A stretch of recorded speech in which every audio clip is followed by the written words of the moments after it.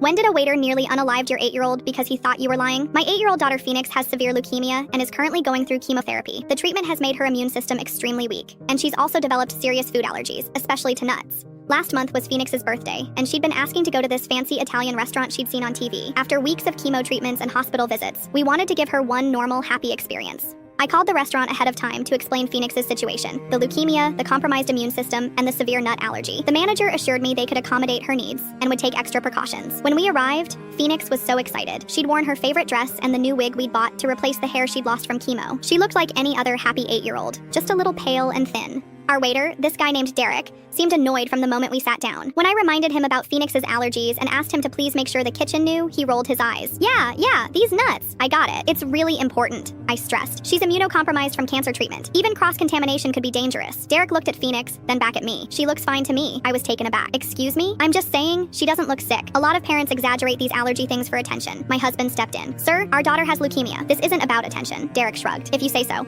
What do you want to order? We ordered Phoenix's meal, plain pasta with butter, specifically requesting it be prepared in a clean pan with no nuts anywhere near it. Derek wrote it down like he was doing us a huge favor. 30 minutes later, the food arrives. Phoenix takes one bite of her pasta and immediately starts coughing. Mommy, my mouth feels funny. I look at the pasta and see small pieces of what look like crushed walnuts mixed in. Derek, I call out frantically, there are nuts in this pasta. Derek walks over casually. No, there aren't. I told the kitchen no nuts. Look at it. There are literally pieces of walnuts in the sauce. Phoenix starts wheezing. Her lips are beginning to swell. She's having an allergic reaction, my husband shouts, pulling out Phoenix's EpiPen. Derek looks annoyed. She's probably just being dramatic. Kids do that. Dramatic? She's going into anaphylactic shock. My husband injects Phoenix with the EpiPen while I'm calling 911. Phoenix is struggling to breathe. Her face is swelling and she's terrified. Derek is still standing there like this is an inconvenience. Look, maybe she's allergic to something else. The pasta is fine. Get the manager! I scream. The manager rushes over as the paramedics arrive. Phoenix is barely conscious. Her breathing is labored and they're rushing to get her stabilized. As they're loading Phoenix into the ambulance, Derek has the audacity to approach my husband. So, are you still going to pay for the meal? My husband stared at him in disbelief. Are you serious?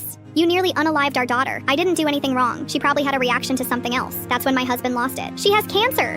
Her immune system can't handle what normal kids can handle. Well, maybe you shouldn't bring sick kids to restaurants if they can't eat normal food. The manager overheard this and immediately fired Derek on the spot. But the damage was done. Phoenix spent 3 days in the ICU. The allergic reaction, combined with her weakened immune system from chemo, caused complications that set back her cancer treatment by weeks. The doctor said if we'd been even 5 minutes later getting her to the hospital, she might not have made it. When the police investigated, they found that Derek had specifically told the kitchen to just put a little bit of nuts in the pasta because he thought we were making a big deal out of nothing. He was charged with reckless endangerment and assault. During his court hearing, he still maintained that he didn't think a few nuts would matter. The judge was not sympathetic. Derek got 2 months in jail and had to pay Phoenix's medical bills. Phoenix recovered, but she's now terrified of eating at restaurants.